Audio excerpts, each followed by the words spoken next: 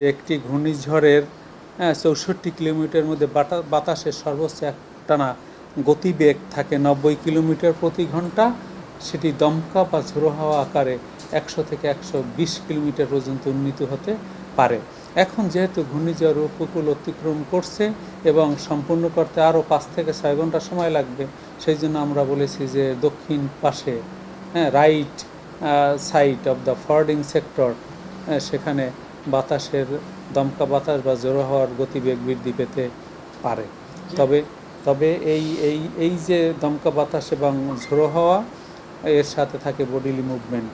সুতরাং এই যে ৫ থেকে ৬ ঘন্টার কথা আমরা আপনাদেরকে উল্লেখ করলাম যে একটা ঘূর্ণিঝড় তার জার্নি সম্পূর্ণ করতে ৫ থেকে ৬ ঘন্টা লাগবে, তা তার বডিলি মুভমেন্টের উপর নির্ভরশীল। যদি বডিলি মুভমেন্ট কোনো সময় উপকূল অতিক্রম করার সময় স্লো হয়, কখনো গতিবেগ বৃদ্ধিও পায়। এই দুইটা বিষয়কে মাথায় রেখে কখনো এই যে উপকূল অতিক্রম ৫ থেকে ৬ ঘন্টা বললাম, সেটা কখনো একটু আর্লি অথবা ডিলেও হতে পারে, যার সাথে দমকা বাতাস এবং ঝোড়ো হাওয়া থাকবে এবং ভারী বৃষ্টিপাত থাকবে।